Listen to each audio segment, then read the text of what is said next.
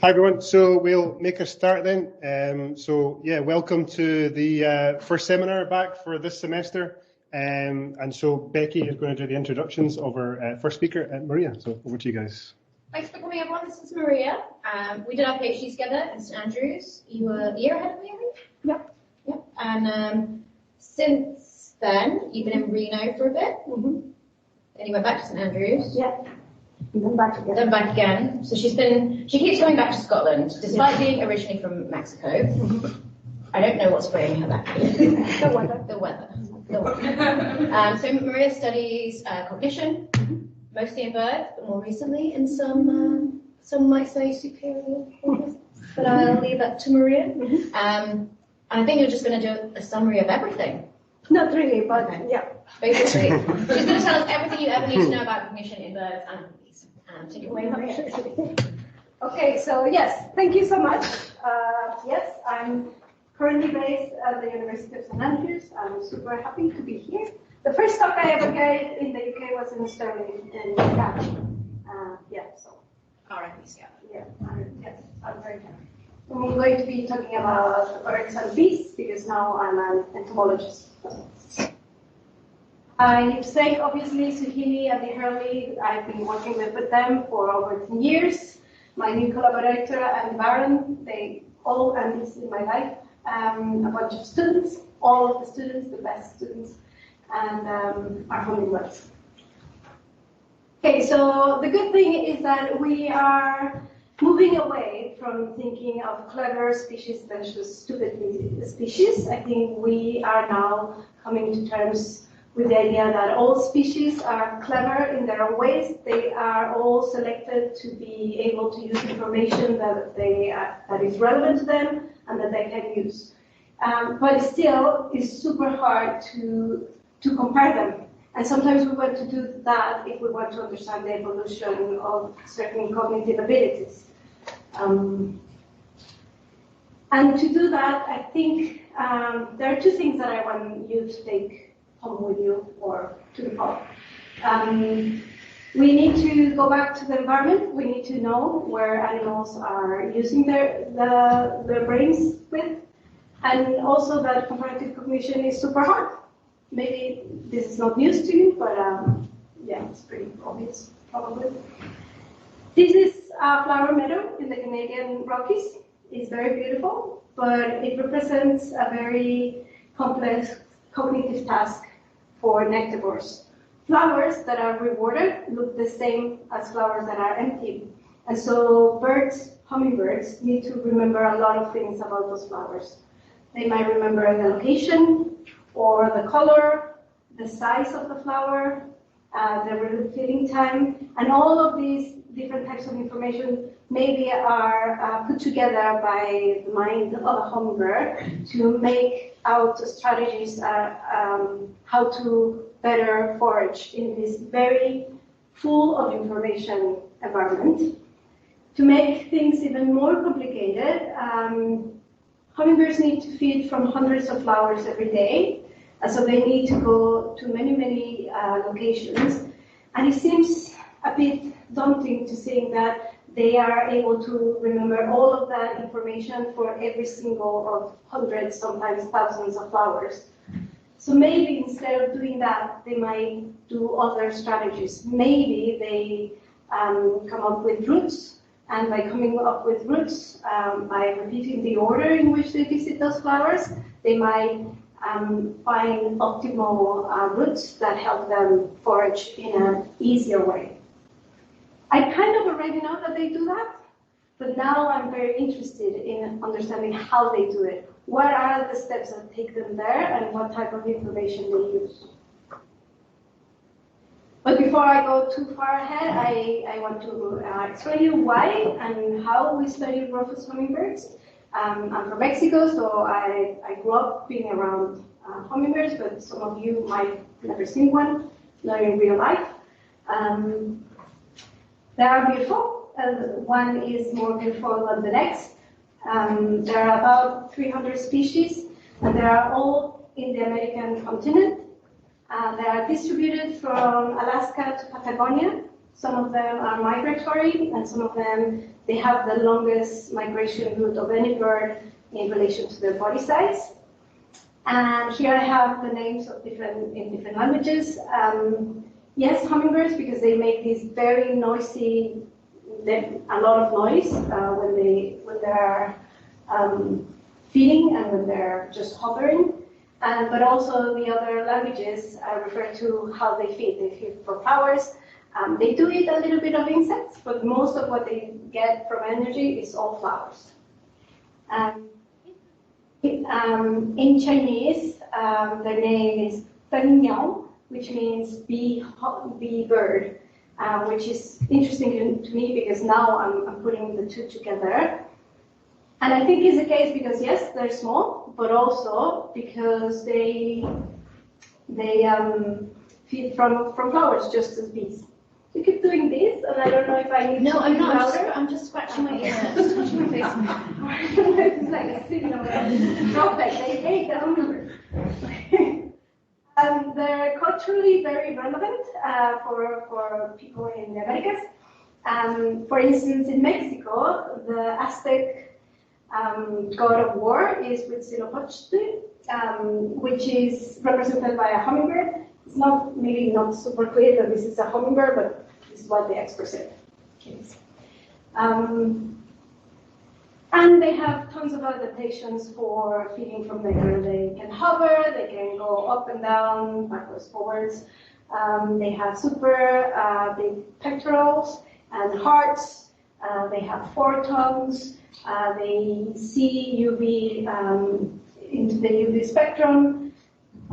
They have the very interesting torpor. But what I'm interested about them is not all of that, but more related to the ticks outside our window. They need to remember a lot of locations. Like the ticks that cache seed, hummingbirds need to remember a lot of locations in the case of flowers. They're also very small. How small? This small. So yeah, they're tiny. There are 2 reasons why we study hummingbirds, specifically rufous. One is practical and one is ecological. The practical reasons is that these rufous hummingbirds, they're Canadian. They go down to Mexico and then back again in the summer. And they're there for one reason and one reason only. And that's the important thing of mating. And because of that, when they're there, they're very territorial, individual males, and they exclude other birds from their territory. And that allows us to study the same individual completely free, but to make sure that we don't have a lot of birds in the way. This is me with my other friends, the hummingbirds. Like I said, they're very, very territorial, and they will fight each other and exclude other birds. We can mark them with water-based ink. We mark them there, and the mark stays for 4 to 5 weeks, and then it goes away. And so we are sure that we are looking at the same individual. It's really important when you're doing cognition to see that the same individual is learning the task. And also, we can train them within an hour to feed from artificial flowers. First, we put feeders along a valley, and the birds defend each territory, and they fight each other, and the one that sticks is the one that then we mark, and then the one that we train them. And there's something to say about being able to train a wild animal to feed from an artificial flower in an hour. I'm very good at it, so I can do it in an hour. Students might take an hour and a half.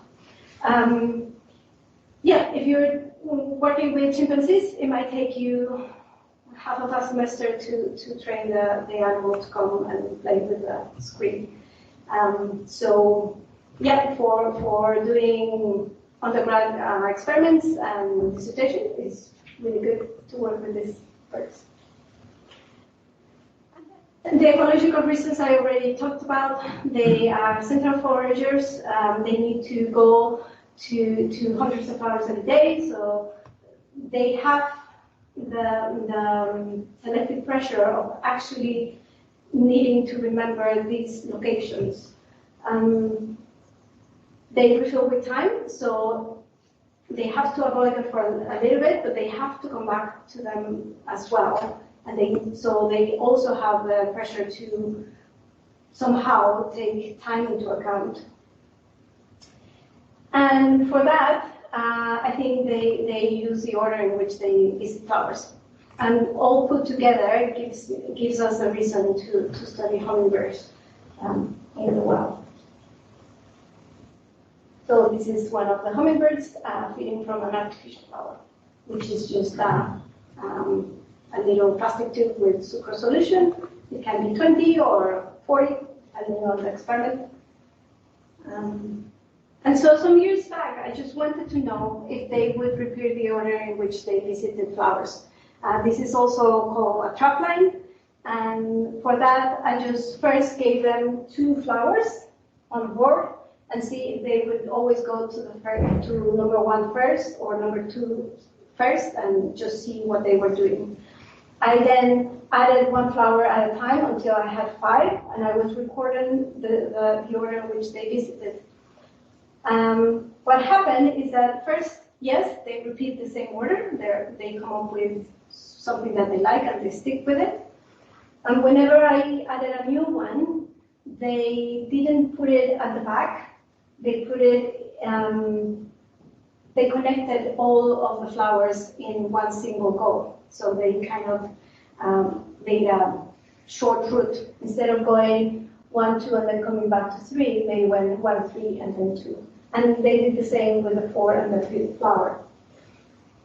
And this is remarkable because you can see the distance here is super small. We don't think there's much energetic expenditure of going across, but still they were keeping the routes as short as possible. Video of a hummingbird going to a board in the middle of the Canadian Rockies. It goes around it, and it is. It's not day-to-day consumer material, but it showed me that even at that scale, they will optimize the routes. So now I wanted to ask, what information are they using to do this? And the easiest solution would be, well, they're just using some rule of thumb or heuristic. And the easiest one would be to go to the nearest neighbor in front of you. Avoid the one that you've been, and then just go forward. And so to do that, we gave them a new board, different birds, and all of the flowers in the board, these yellow things are flowers, they were all at different distances. And with this configuration, there was the shortest route, which was this one, in either direction, or the route that would follow, first go to the nearest neighbor. And that will just tell me how the hummingbirds are optimizing the routes. Are they using nearest neighbor or something else? That's all I wanted to know for this experiment. And what the hummingbirds do, it never fails that they do something different that I never thought that they were going to do. Never fails. So what they did is that when they were starting from the top, they did go to the nearest flower, which was the middle one. But when they started from the bottom, they went across, which I never thought they did. What happened is that this is the shortest, this is the longest. They never did this one. They did a couple of times this one, but most birds did either this one or this one, which is the second and the third possible shortest route. So they didn't do the best, but they did quite well compared to this one. And what is remarkable is that they did it right from the start.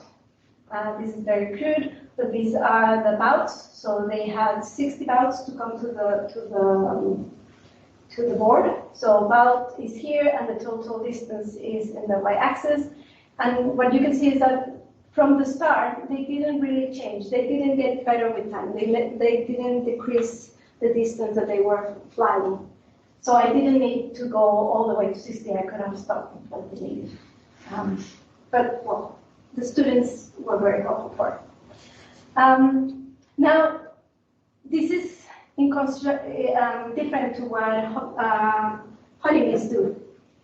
So in a very similar experiment, they gave bees 6 locations and the hive, and they could play with more distances because for some reason honeybees are willing to visit more locations than the hummingbirds, and I can talk about that later. But in this configuration, if the bees were using just go to the nearest neighbor rule all the time, they will end up with this very long route. And what the bees did is that they did the shortest possible route, which is ignoring a couple of the nearest ones. Now, worth noting is that they did this not from the start, but with more than 60 bouts. So little by little, they improved. And what they think that the bees were doing pairwise comparisons. They would fly one route and then try another one. And if the new one was shorter, they will keep that one, do that one for a bit, try a new one. And with that strategy, little by little, they managed to find the shortest one. So both hummingbirds and bees are not really doing nearest neighbor, but something else. Another way in which hummingbirds and bees might be making their routes shorter is by remembering the order in which they visit things, always going to the first and second and third. And so one question was, well, can they even do that? Can they use the order of things? It's another way in which we tell time. Things are sequential in time, and we can tell things are going to happen because something happened before that. So we wanted to see if the hummingbirds would do something like ordinal timing, not timing, but just order of things. And for that, we gave hummingbirds 10 flowers. So here, the hummingbirds, the feeder is always in the same location, and we would have 10 flowers, and at the beginning, only the first one was rewarded, and the bird will come and find the rewarded one and leave. And when it came back, the distance between flowers was the same. They were all in a line, but they were in another location, because hummingbirds are very good at remembering the exact absolute location of things. So if we wanted to see if they remember that it was the first one and not the one that was here, we had to move it a little bit. So we did that a couple of times until the bird was always coming to the first one. And then we repeated that with the second, with the third, with the fourth, always making sure that at least that the birds came to the rewarded flower in the correct ordinal position 3 times in a row. And then we made probe tests. And so we found that during the probe test, yes, the hummingbirds had learned that the first flower was rewarded and went to it, then the second, then the third, and then the fourth. So yes, the hummingbirds can find a flower based on their position within a line. But because they were equally spaced, there was another possibility that the hummingbirds learned that they had to fly a certain distance after they saw the first one. So I go there and then I fly 60 centimeters and then I'll find the rewarded, in the case of the fourth one. So in order to disentangle this, what we did next is move the flowers apart from each other. And so now, the one that was at the correct absolute location from the first one was the third flower, not the fourth, or the fourth that was at a different distance. And this way we could tell what type of information were they using. Were they using the ordinal bit or the location? And what we found here is the ordinal position and the percentage of probes, and we found that they go more to the fourth flower despite of the absolute distance. We also wanted, and we did that with different distances. It was not always the same distance that we played with. And depending on distance, we found different things. So here in the x-axis is the distance of flowers from the edge, from the start, and the number of probes. And what we find is that here in dark is that the birds went to the fourth flower even when it was at 100 centimeters, and before, during training, was at 60 centimeters. So yes, they kind of learned, but they were also kind of suspicious about the whole thing, and were trying, sometimes they would try the ones that were actually at the correct distance, like used to be here. And sometimes some birds did that very weird thing, and they just went to the first one, because things are different, and I don't know where to go. Now, again, honeybees do something similar. And there's a study in the mid-90s that they were looking more at how honeybees use landmarks, but in doing so, they saw that they were also counting first, second, third, and then going to a feeder. So in that experiment, they had big yellow tents, and they would have a feeder between the third and the fourth tent. And when they added tents, what they saw is that the bees, they knew that it was between the third and fourth. So despite the absolute distance, they were saying, okay, I passed the first, the second, the third, then I turn to the feeder. And so again, hummingbirds and honeybees seem to be using kind of similar information to solve this similar problem, which is finding food. So yes, here is, they first had 4 feeders, 4 tents or landmarks, and the feeder was here between the third and fourth.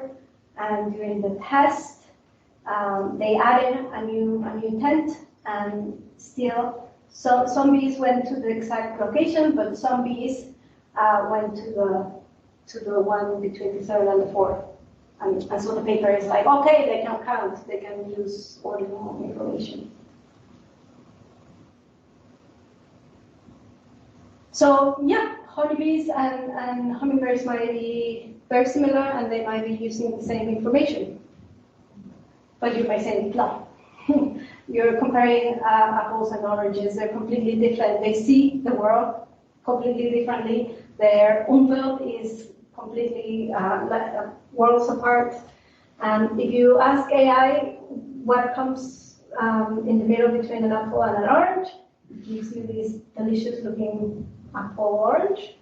If you ask AI to combine a hummingbird and a bee, not as beautiful. I tried several times. It didn't look nice in either case.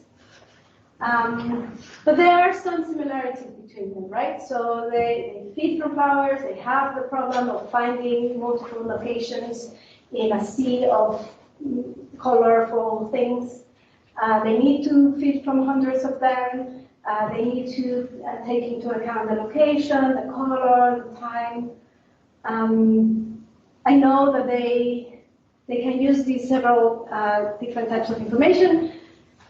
These have been studied for hundreds of years, maybe not hundreds, but more than 100 years, yes, their cognition specifically. And we know a lot of what they can do, and we know they do time, and they do location, and they do color. And hummingbirds, we're not as far, but we know that they can also do these different types of informations. But there's a big but. Their brains are orders of magnitude different. And not only that, their structures are completely different. So the best structure known in the honeybee brain is the mushroom body, which is maybe similar to a hippocampus, which is here. This difference in structure, how it's physically arranged, how the senses integrate that information, is giving us the thought that maybe the same information is processed differently. They use different algorithms, if we can say something like that. The information doesn't flow in the same way one on another. So piggybacking, is that how you say it? Yeah. Yeah. From Andy and collaborators. This is Andy Barron. He's based in Macquarie University. Martha Hanina and Colin Klein, both philosophers. They're proposing that the very different structural properties of different brains, from jellyfish to the brains of humans, means that given the same information, we will not come with the same output, which is super hard to test because it's a black box. So how do we test this theory that same goes in and different things are happening and the behavior kind of looks the same, very similar, but we don't know what is going inside there. So the first thing that we need to be able to do is to actually compare between studies, to actually compare the behavior. So I've been talking about kind of my studies that I've done before that I based on honeybee projects. I want to understand trap lines. Do they do it? Yes, they do it. Like honeybees, kind of, but not similar. Do they do ordinal? Yes, they do it, kind of, but not similar. I never know if it's because the hummingbirds don't do it the same, or because the experiments are actually quite different. The scales, details about the methodology. So how can we really compare if we're giving them different tasks? So the idea was to try to come up with tasks that are actually comparable and fair for both honeybees and hummingbirds. With the idea that maybe we can do this for more species, which is also kind of complex to think of a test that can be applied for humans, chimpanzees, all the way to bees, and kind of get to the same thing. Can we even come up with a fair experiment? So these are, again, my hummingbirds, and now Jane is doing the hummingbird bit, and then bees, doing the bee bit. Here, I have two here because I'm the expert on hummingbirds, trying to do a bee thing, and she's now an expert in bees, trying to do a hummingbird experiment. And by having us literally working side by side together, I just came back from Australia, where she's based with Andy Barron, and trying to really, both of us doing the same experiment, and she an expert on bees, me an expert on hummingbirds, trying to come up with one experiment that can see the behavior and really tell us if they do similar or different, best, worst, is that even relevant? So yes, the first experiment that we came up with was a very simple thing. One trial learning of our rewarded location.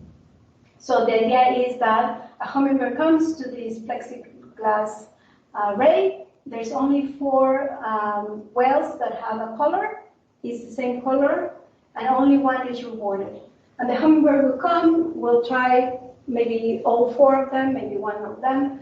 It finds the rewarded flower, it goes away, and when it comes back, everything is empty or full of water, so it looks like it has something. And the question is, does it come back to the same location? Can it remember in one go where it was? And then I just repeated this with honeybees. It was the same colors, the same spatial arrays. They were distance the same. Honeybees, the way you do it is the honeybee, you mark it, and then it comes back to the box that has been trained to feed from, and it's very, very similar. Yeah, so again, the sample, the animal comes, finds the rewarded one, and then the choice is, does it go to this previously rewarded one? We repeated this 10 times with 10 different arrays. different colors, but mainly we wanted to see if the distance between flowers would affect how well they would remember the location. Maybe when they're very close together, it's harder to see if it's this one or this one, but when they're spread out apart, it's easier. And so what we found is that the hummingbirds do better than chance. They come back to the rewarded flower. The bees don't do better than chance, and there's a significant difference between these. So the hummingbirds did better than the bees. We wanted to see the distance, so we did a very rough estimate, just summing all the distances between the flowers to the rewarded one. And what we saw is that for hummingbirds, the further apart the flowers were, the easier or the more probable was that the hummingbird will come back to the rewarded one. But for the bees, it didn't look like it made much difference. And it didn't make much difference because, yes, they were not coming back to the rewarded location. One question was, well, where are they going if it's not the rewarded one? So hummingbirds were mostly going to the rewarded location, so they passed the test. But if they were not going there, they were either going to a new flower that they've never been to, or to the flower that they've been in first place the previous time. So again, repeating what they do. They do repeat the order in which they visit flowers. That I can say with confidence. But the bees, kind of very similar in all of them. So they were kind of all over and just going around. So that's all I have for today. But the big question is, where do we go from here? So we gave them the same exact experiment. They did very dissimilar. We know for years of research in honeybees that they actually are very good at remembering location. They go, they come back, they do the waggle dance, they tell their mates where to find the food. So we know that they can remember where things are. The problem is why they didn't do it in this one. We also know that for honeybees, they prioritize color above location. So what we're doing now is repeating the same experiment, but instead of having the 4 flowers the same color, they're all different colors and one is reported. And with that, the bees are doing excellent. 5 out of 5, they remember. So it's not the actual distance between flowers, it's that they don't pay attention to the location. And hummingbirds, we know they pay attention to the location. If you take their feeder away, they come back to the same exact location without the feeder, the exact same centimeter where the feeder was. So when we're comparing animals, the first slide with the dogs and the chimpanzees, we are now seeing more and more papers where they compare cognitive in A, B, C, or D against brain size or brain cells or whatever. But are we actually able to compare cognitive A and cognitive B if in this experiment that is exactly the same, it's very obvious that they will solve it in different ways. And so I think, yeah, we need to think more about what we can say about who's clever and not, and what we can say about comparative cognition. Seems like it's way harder than we thought.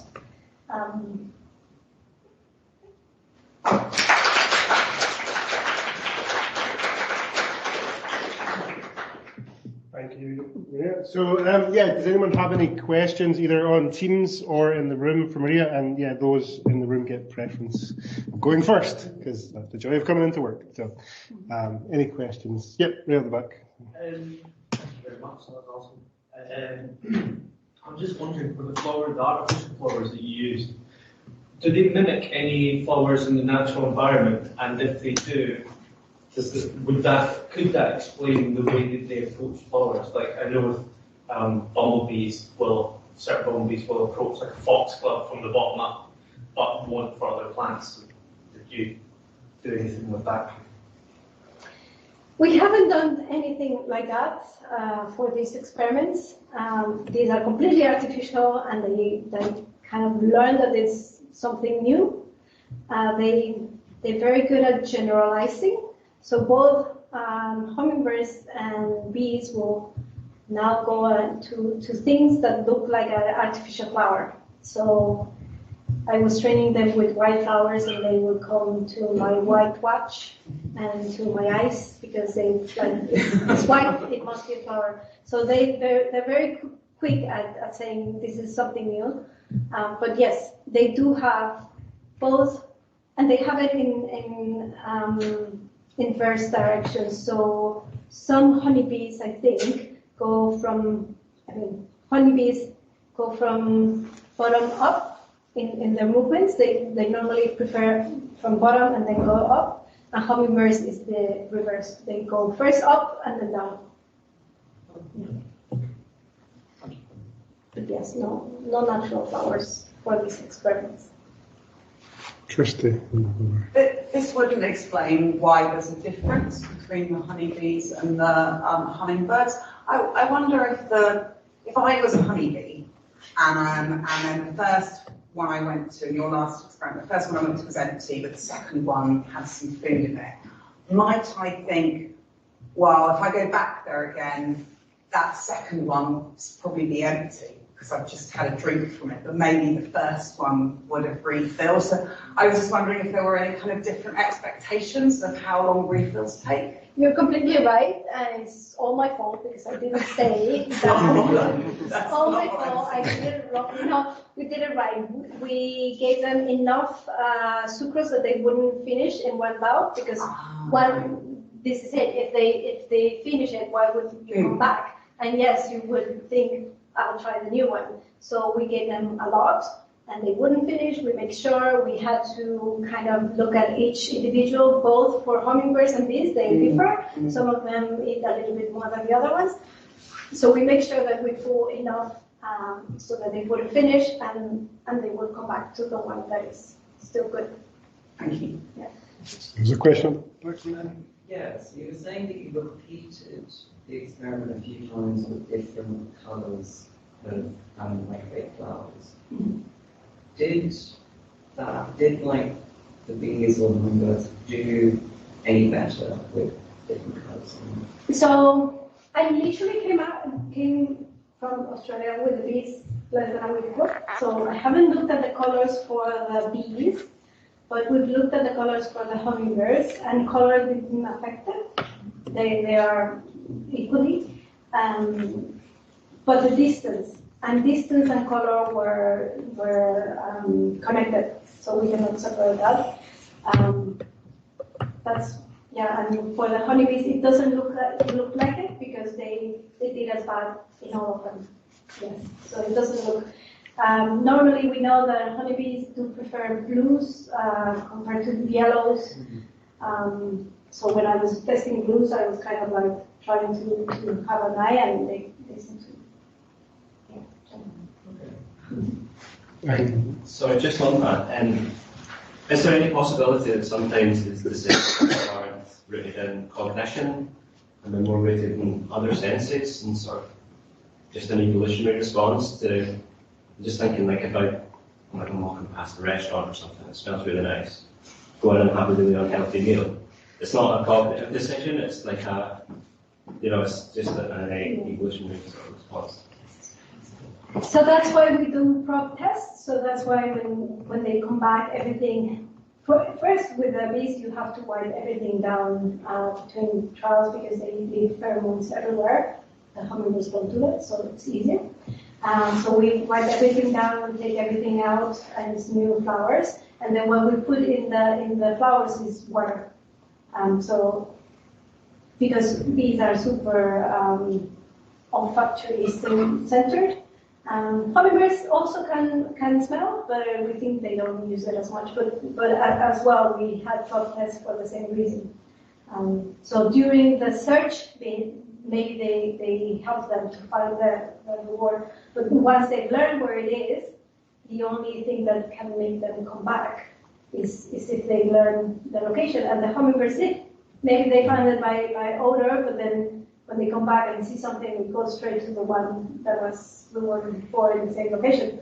Bees didn't. And maybe because they couldn't use the odor. They need both at the same time. Yeah. Maybe.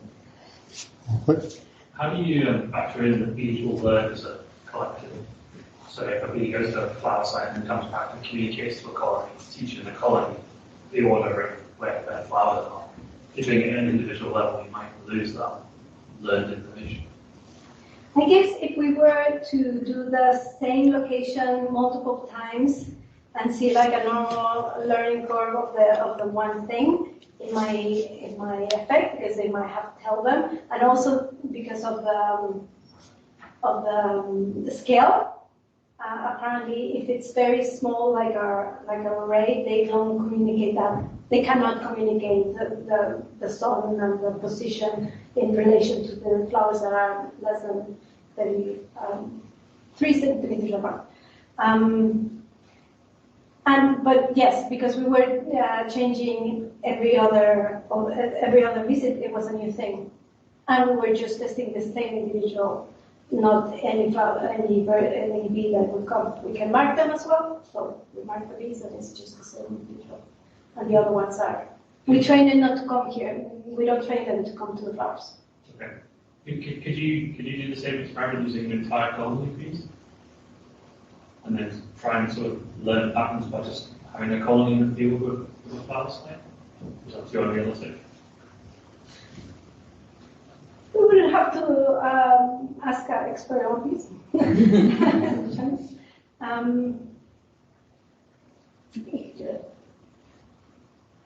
You know, like the social learning experiments almost, but without them watching. Yeah. Do you think we need to? I think it needs to be the what I understand about these. It needs to be way. They need to be what far apart. Yeah, Yeah. for them to communicate. Yeah. And then maybe yes. And you need to set up cameras on the flowers with the timing. But I think you can do it. Yeah, why not? Thank you. Next one. All of the bees. Working with one bee was hard enough. Huh? Any other questions for Maria? No, I don't think so, and there isn't any coming in on Teams. So it just leaves us to thank Maria for her talk today. So thank you very much. Anyone wants to talk to Maria? She's been around for a while. We'll probably go to the pub, just medical work at 4:30. Anyone?